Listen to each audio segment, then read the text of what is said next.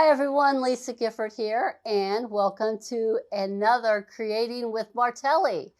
I have James with me, and Zach is with me, and Margot, she is moderating. So if you have any questions or concerns or ideas, just be sure to let her know and she'll respond. Right, Margot? I'll try. All right, so welcome again to Creating with Martelli. Today we are going to be making the Martelli Eyeglass Protector Clutch. So it comes in 3 different sizes.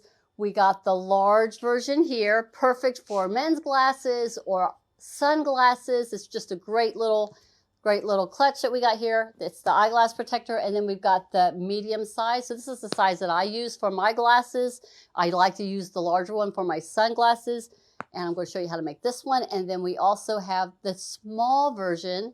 And this is the child size for those of you who have kids or grandkids that wear glasses, or for their little sunglasses. I used to have so many sunglasses around the house for the grandkids. So this is for their sunglasses, to protect their glasses and their sunglasses. So super, super, super easy. So here's the templates. This one is the small. I love this template because it looks like a snow globe. So this is a project that I think I would be able to make a really cute applique and make this like a snow globe. I think there's some other things I could come up with this template, or a fishbowl, or I don't know. You know me, I like to come up with other ideas and uses for the template. So this is the template that we're going to use. It's got a cute little trick to it to be able to get it to this final shape, and I'm going to show you how to do that today. This one is the medium.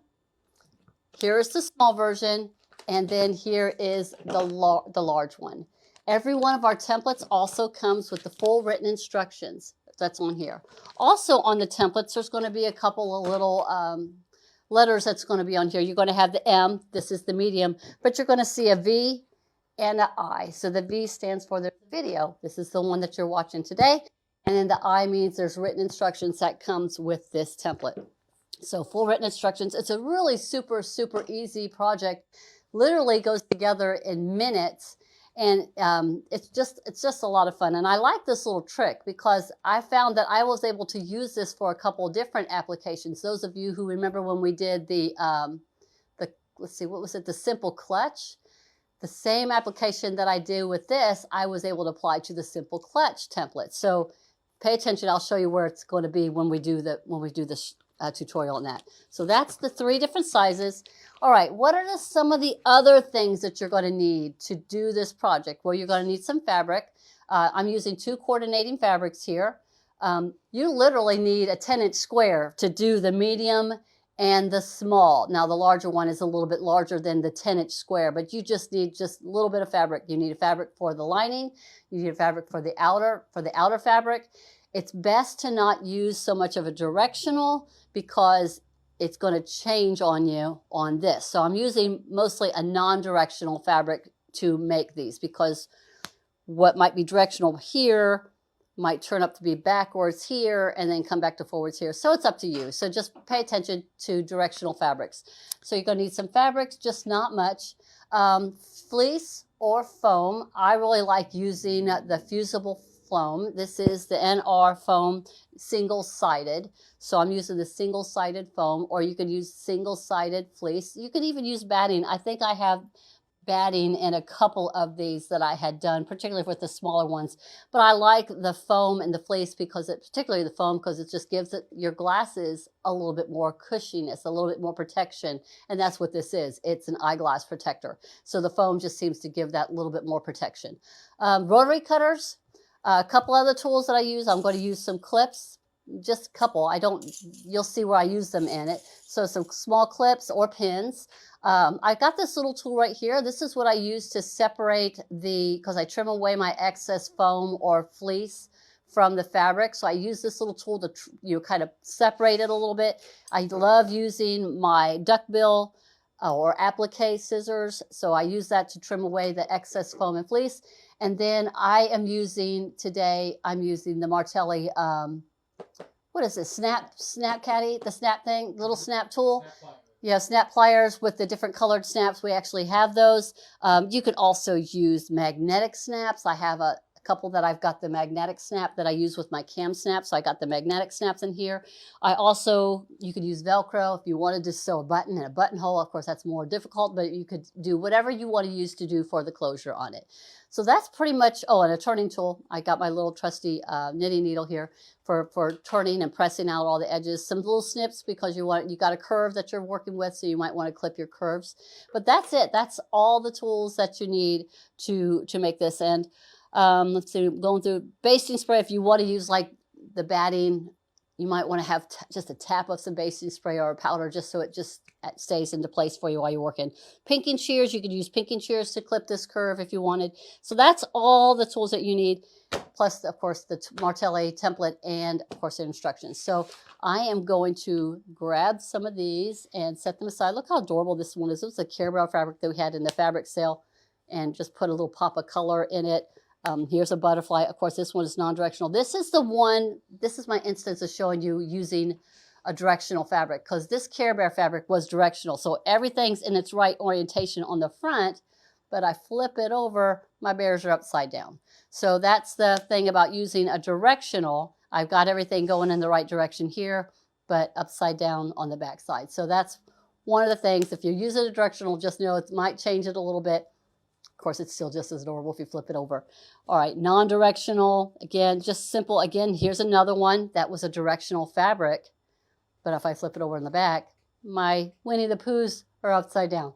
So just pay attention to using directional fabrics. It's going to change it up a little bit, particularly on the back side. So here it is, the Pooh Bear, and there he is upside down. Get that a little bit better. Got that one? Here you go. He's upside down. Right side up, upside down. Huh? Were the Pooh Bears on last week's show too? Yes, these were both this one. These were on the fabric sale that we had this last week. So I made these from the fabric, with the fabrics that was in that bundle. Again, this is the one we're going to be making today. And instead of using this really pretty peach, we used a real pretty purple for the inside. So super, super, super easy. And we're just going to do it with the fusible foam. So I'm going to grab all of these and we're going to set these aside. Lisa. Yeah. Graham T. Hi, Graham. How you doing? Oh, I forgot to say hello to everybody. And be sure to like, comment, and share. That always helps us out with our numbers. So thank you, Graham, for watching. And again, if you're watching and you have a question on any of the steps that I'm doing, if you need me to slow down, pause, just say something and I'll take my time going through all of it. All right.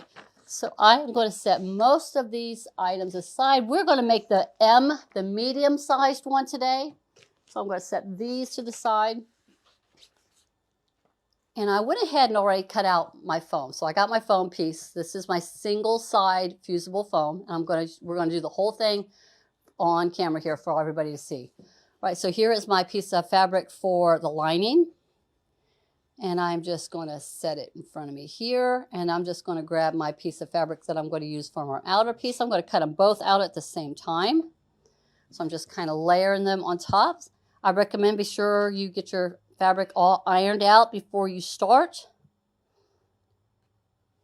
And now one cool thing about the Martelli template, not only does it have this amazing get a grip that's on the back and grips and holds our fabric for us, but these templates actually have our cut lines in them right here and here. So they're easy to use with your rotary cutters. You can just cut in and then cut back in. And I'm going to show you why you want to be very careful with using your rotary cutters and using this. If you don't feel comfortable using this, you can actually trace this with a marking tool and then just use your regular scissors to do your cutting. So I am going to set this here and we're getting ready to cut our two pieces out. It doesn't necessarily mean to be right sides together or anything because they're both the same on each side. I'm using the 28 millimeter rotary cutter. It works really good for just a couple of layers of fabric. When I'm cutting the foam or the fleece, I might switch to the 45 or the 60. Just got to be very careful in your cutting.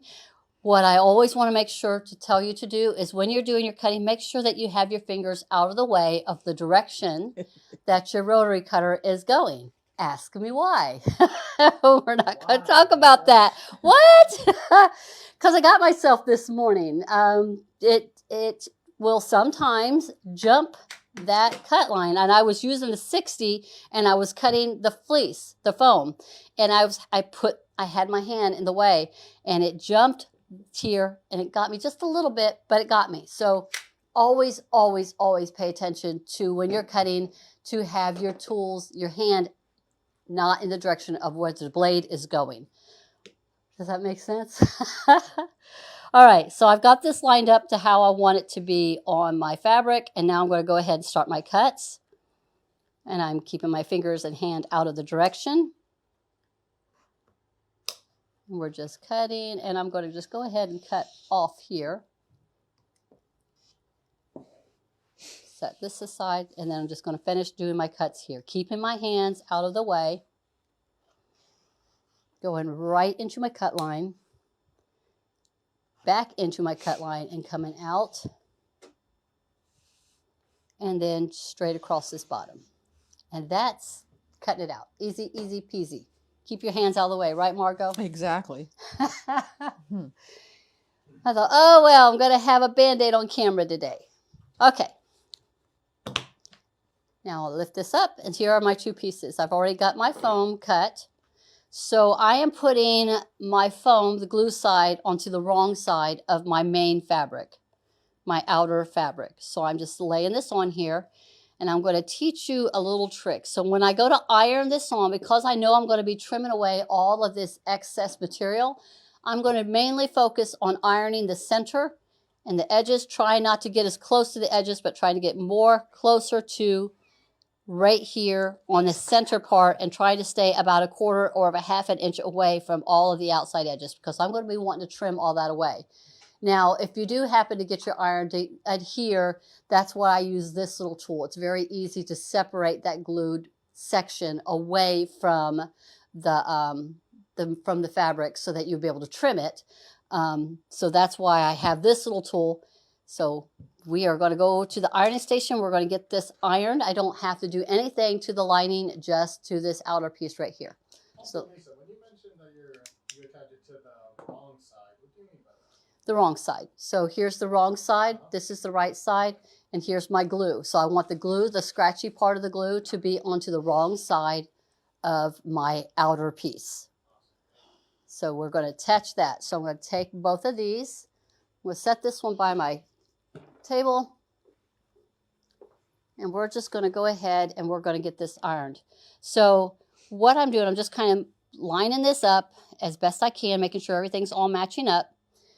Now this one, because it's a little bit smaller, if you have a little bit of a smaller iron, this is a good application for using your smaller iron, because if I use the bigger one, it's going to cover more surface and it's going to get all the way to the edges. So I like grabbing my smaller iron for when I'm doing my pressing, and I'm just getting it right there as close to the edge, but trying to stay about a quarter of an inch to a half of an inch away from my edges. And just doing the same thing as for when we're attaching our glued material to our fabric, just pressing more, not moving the iron so much, but doing more pressing. So that's why I like using a smaller iron for this part, because I can kind of control how close the iron gets to the edge. You can see where I can lift it up a little bit, and that's what I'm wanting it. I know that's gluing down. Lisa, what temperature do you use your iron at? Well, this one's on the full cotton setting, so I got it all the way up for the full cotton because I'm ironing through the cotton. So this one's on all the way up to the cotton setting. And I'm just, now, mainly I'm just needing it to stay in place, because I will do a final ironing, and that way it will secure it all the way completely once, when I get some of these steps done, and I'll show you when I get to that part. So I have everything pretty much ironed. I have it still, I could do a little bit more right here, but I'm going to catch that again when I do that final ironing. I'm just mainly want it to get on here so it doesn't shift when I do some of this sewing. All right, so that is all this that I need to have done. So the next step is we're going to go back to here. So now I'm going to take my lining and I'm going to place them, if you can tell what's right and wrong side, I'm going to place them right sides together, and we're going to do a stitch. We're going to stitch across this straight edge right here, a quarter of an inch all the way across this straight edge. And then we're going to go to the next step. So I'm going to take my little trimming tools. I'm going to grab this because we're going to need these for the next steps.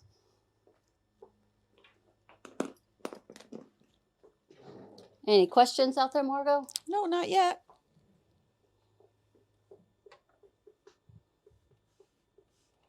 Okay. All right, so I'm going to just sew 1/4 inch all the way across this straight edge right here.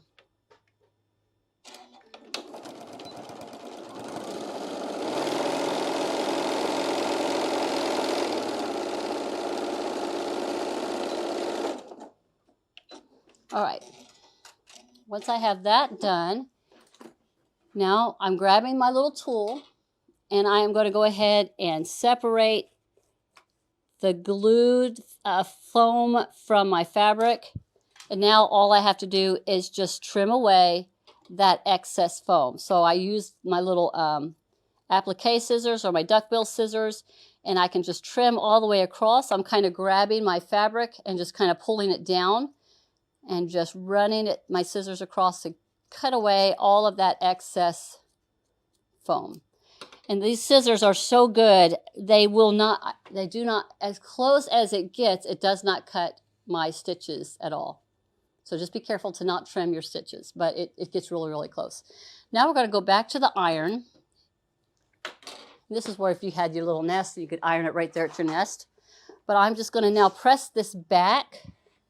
I'm not going to use my big one because I'm still not wanting to catch all those edges. So I'm just pressing it back here.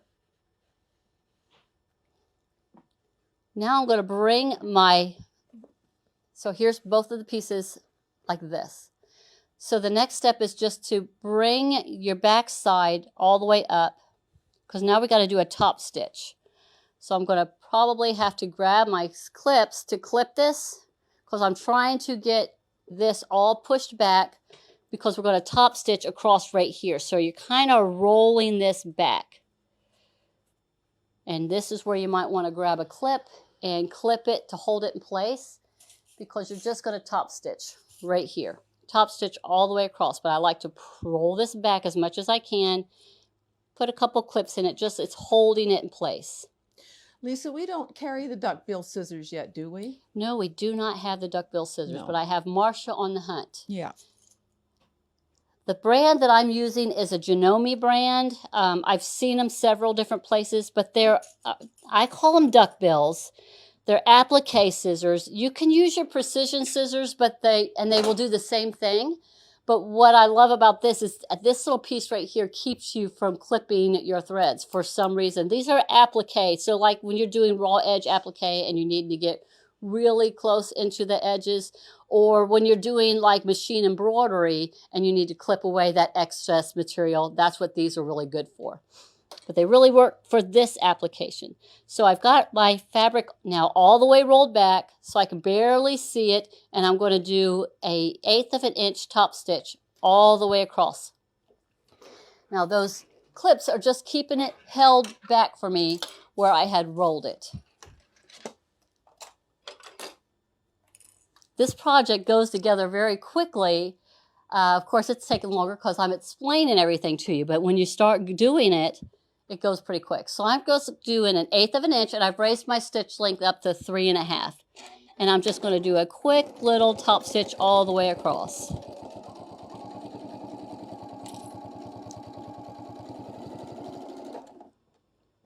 And that's all you're doing.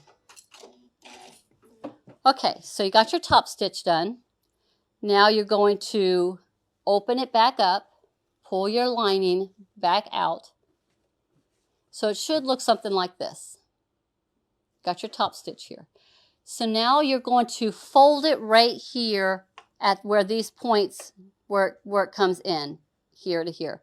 So you're going to fold this up, kind of use your finger to create that crease, and you're going to match up the edges here and here. You're going to fold that up. Now I'm still got my lining just laying out. I'm just grabbing the folded part, kind of making that little crease here. You could even create your crease, with your tool, because you want this crease right here, and you're going to fold it up, and you're going to match up the lines, the edges here, and you're going to match it up here. So it should look like this.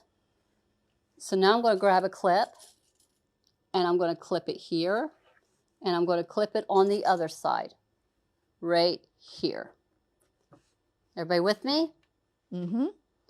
Now I'm just going to take my lining, and I'm going to fold it up, and now I'm going to match it up with the curve of our circle here. Open up my clips, re-catch it, and catch it here.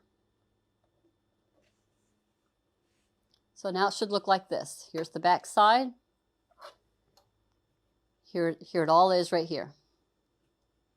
So now we're just going to do some stitching. We're going to stitch all the way around, but we're going to leave about a 2-inch opening on one section. So we're going to stitch, leave an opening, and I like doing mine a little bit more on the side instead of right on top. We'll stitch all the way around a 1/4 inch, leave a 2-inch opening, and then come out on the other side. We're not sewing down here where all these folds are. We're just sewing this large part of this circle. Easy peasy. So I'm going to do a back tack here and here at the beginning and at the end.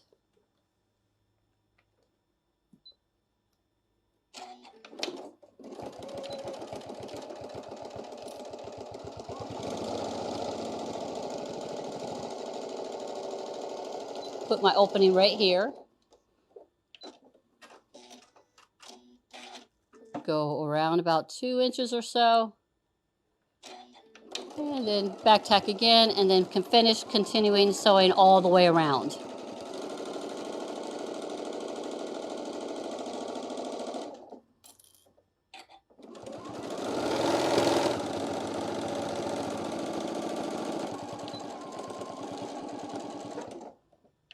Easy peasy. See, I used 2 clips. Okay, so now I'm going to get my little tool back out, and I've got foam that I'm going to trim off all this excess foam here, and then there's a little bit that's going to be right here that had gotten folded up, so I'm going to trim that away too. So I grab my little tool, and I'm separating the fabric from the foam. If it was stuck in any place, I'm just making sure it's all been safely removed from that part. And I'm going to make sure I got it on the other side here. And now it's just going to take a minute, but we got to trim away all of that excess foam. So I'm just going to start right here, I think. It just takes a second. Any questions? Are we good? We're good. Greg loves the fabric. Isn't it pretty? It's very... You know, I am so drawn to bright colors, aren't I, Margot? Yep. It seems like I'm always pulling out the bright colors. Bright and cheery. Yep, bright and cheery.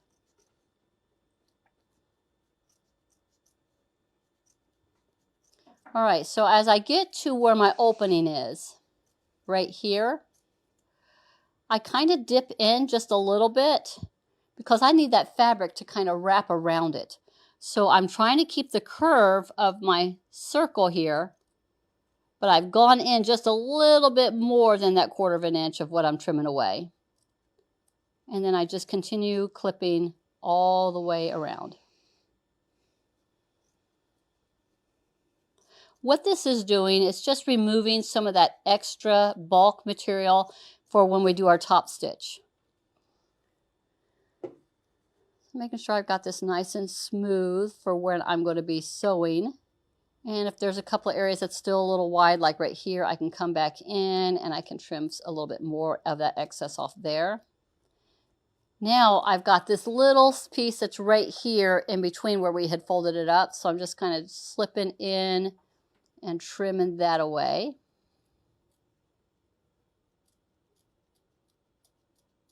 Being careful to not cut the fabric or cut my stitches, and this little piece right here needs to be trimmed away. Pulling the fabric back just so I can get to the foam and trim that away.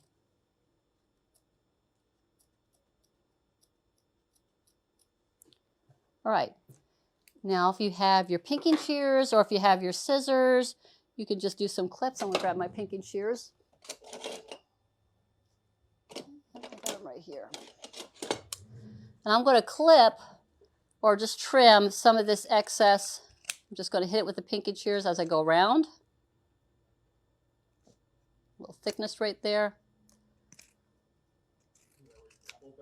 Yeah, that's where I double back.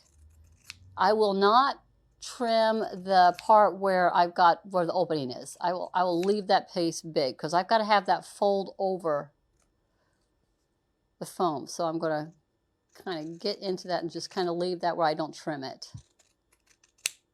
Just going to give it a better look. It'll have more of a smooth, more rounded look to it. All right, so now the fun part, we're going to reach in here, and I kind of made this opening a little small. I'm going to reach in here. I'm going to try to feed it through here. Laura loves to do little bitty openings. Lisa likes to do itty bitty openings. I prefer a little bit bigger than this. This is a little small.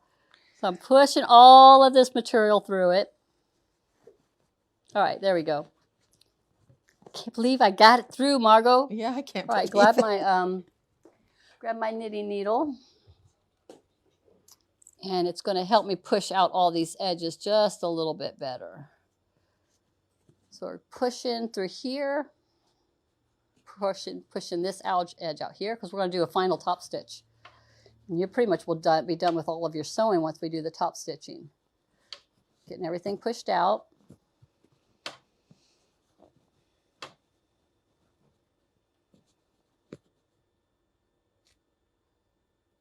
And then going around this edge here on the top.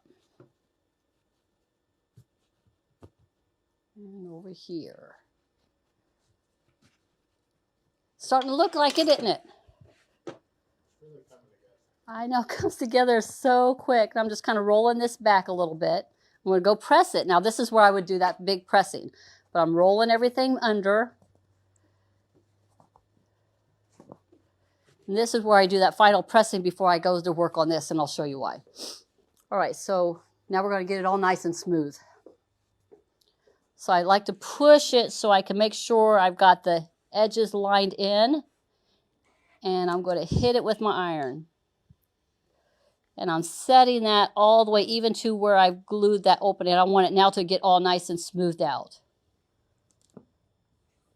I'm going to press my lining while I'm at it because it gets a little wrinkled from all that maneuvering.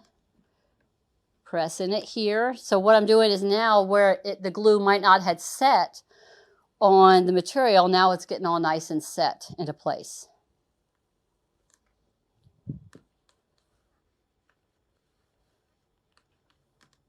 And here too.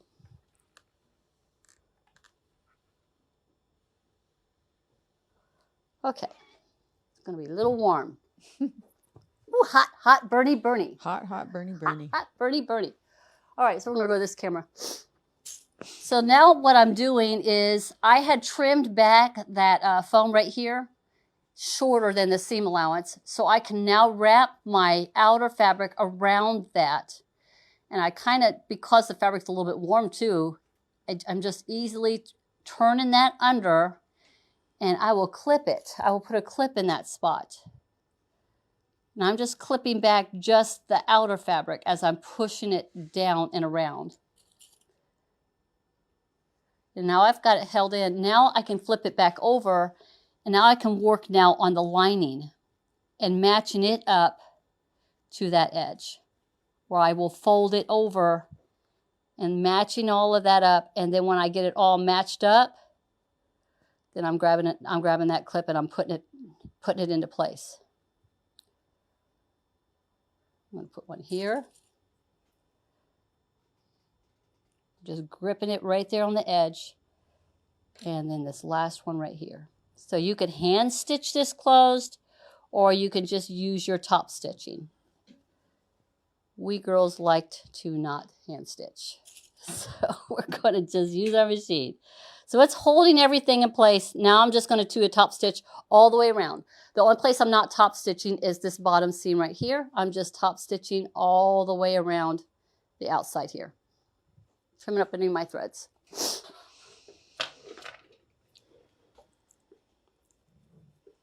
Alrighty. This is where I like to change my foot to my G foot. Those of you who see my videos, the G foot is actually the overlock foot. Most machines have the overlock foot. And it's got this little bar that's right there in the center. It's kind of a flexible. But what I do is I set this on my machine and I slide my needle all the way over so that I am not having to put my fet material all the way to the other side of the foot. I'm just lining it up against that little bar that's right here. Y'all see that? So I'm going to set this on. I'm going to move my needle all the way past that bar and I'm going to set it on 1.0. So that's the stitch from the edge, 1.0. 4.5 is center, so it's moved all the way over to the left. And I'm raising my stitch length to 3.5. So now all I have to do is run my piece along that little bar. It's going to be very consistent, that little bar that's right here in the center of the G foot. Another thing I like to do is I like to go ahead and bring my thread up so I don't have a big knot on the back side because this is a top stitching.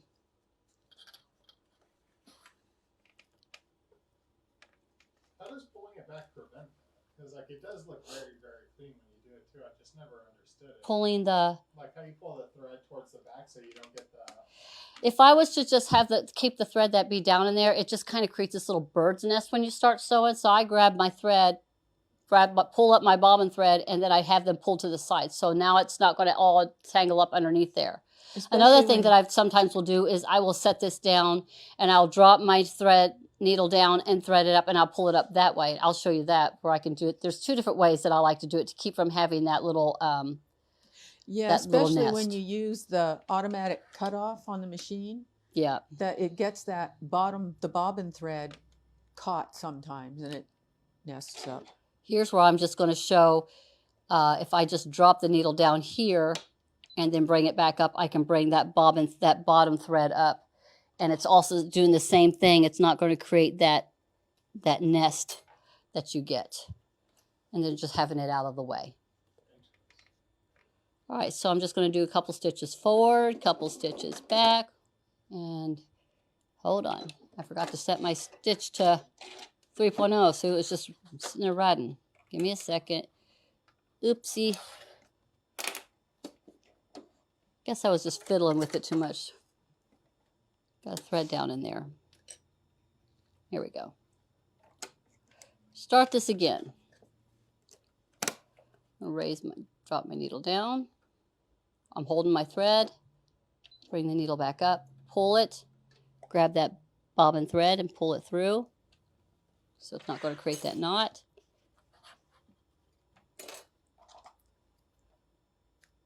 I just want it to be pretty, so I'm going to cut off all this little excess that had just started bubbling up here. Bless you. All right, bless you. All right, so now I'm going to raise my stitch length up to 3.5 or 4. I didn't have that done. I'm going to lower my foot. Now, because this is a little thick here, you might have to use your jean jumper. So I'm going to raise my foot back up, drop my jean jumper behind, because there's a little bit of a thickness here, particularly when you're using the foam. So it won't get hung up right there. We'll just do a couple stitches forward and a stitch or so back. And then we're going to go now get our top stitching done.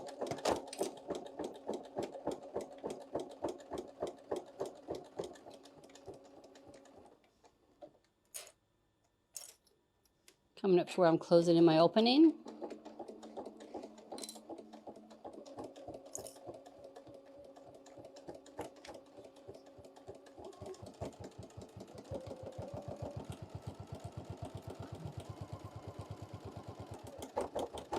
Got some thickness here.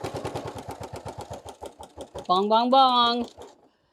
You guys know I'm going through some thickness. Bong, bong, bong. All right, clip my threads. Any spare threads you got laying around? Couple down here.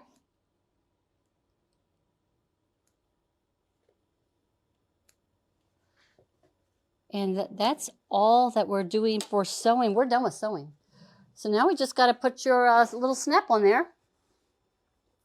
So all sewed all the way around. Here it is inside, all nice and pretty. So we'll put ourselves a little snap on. What did we say we were going to do, Margot? We're going to do the purple? Purple. I think we said we were going to do the purple. Was it this purple? It was that purple. We're going to do a purple.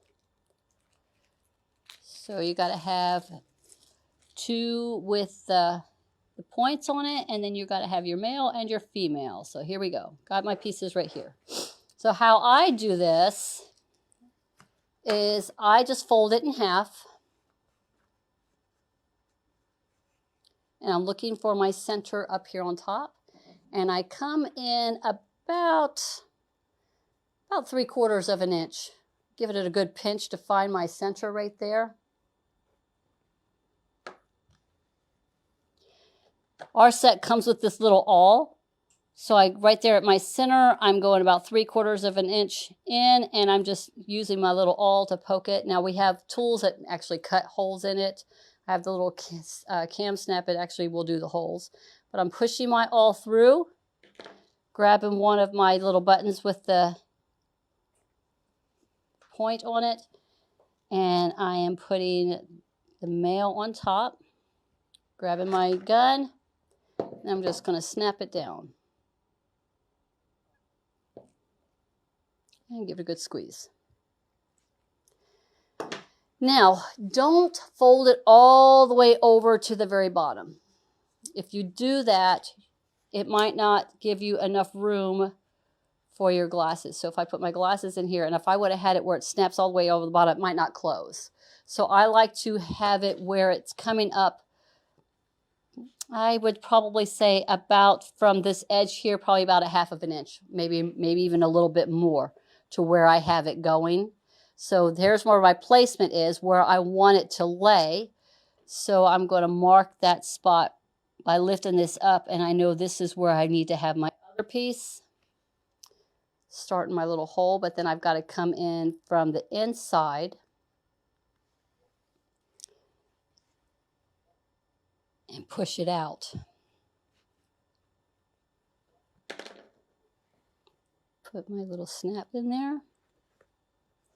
Get the little female piece. And then the same thing, grab my little gun and center it on there well. Can't tell you how many snaps I've ruined over the years by not getting it centered good. Give it a good squeeze. And voila, we done. There it is. How cool is that? How cool is that? Great, great little project. If you wanted to add, it wouldn't be that hard if you wanted to add some little tabs on it. If you wanted to hook it onto something like a key ring or something, you could fancy this up at all kinds of ways. Make them bigger, make them smaller, add straps to it, like a little wrist, like make it a little wristlet. Use it for other things. Just a fun, fun, fun tool. What do you think? What do y'all think? What do you think, Margot? I think it's a great tool. It's a fun project. Goes together really quick and protects your glasses, your sunglasses, and kids' glasses. So we got all the 3 sizes. So if you want any of these items, just go to martellinotions.com. Look for the eyeglass protector. It's going to come in the 3 different sizes. We also, I believe we have the snaps online. I'm not 100% certain on that. We got all these different tools with the rotary cutters. We got their clips. So if you really love this project, thank you for joining me today. Be sure to like, comment, and share. If you have any questions, be sure to post them in the comments here, or you can email me. The best way to reach me is at learn@martellinotions.com, learn@martellinotions.com, and I'll get back with you as fast as possible. Thank you so much for hanging out with us today as we made the Martelli Eyeglass Protector. Me and Margot welcome you to any one of our shows that we have coming up in the future. We got some really good ones. So y'all have a wonderful day. Have a great weekend. And thanks so much for hanging out. See y'all later.